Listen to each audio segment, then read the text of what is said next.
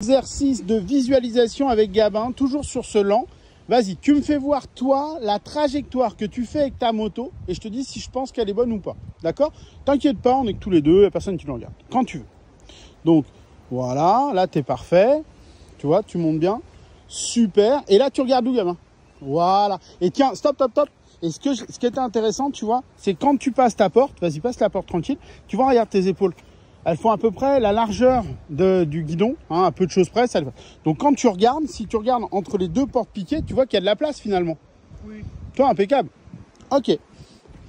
Ensuite, ouais, on monte devant ce cône tranquillement et on regarde au loin, tu vois. Et là, impeccable.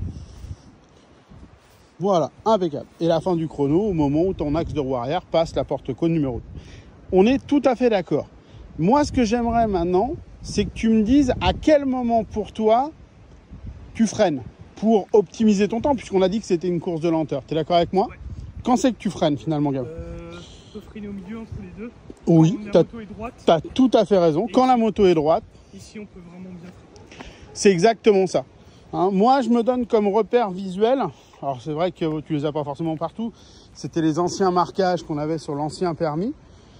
Donc quand la moto elle passe grosso modo à hauteur des cônes bleus, hein, tu vois qu'on a sur notre latéral là, ben hop, je sais que c'est à peu près là où je peux mettre un tout petit peu de frein à pied, d'accord? Attention notamment à synchroniser le pied droit qui va être sur le frein et la main gauche pour pas être amené à relâcher l'embrayage au moment où tu freines, parce que des fois avec le stress, voilà. Mais on regarde bien notre cône, là on freine comme tu as raison, et puis après on relâche un peu l'embrayage, tu as tout à fait raison, pour passer cette porte. Et ensuite, dans cette longueur, c'est là qu'on freinera un petit peu encore avec le frein à pied.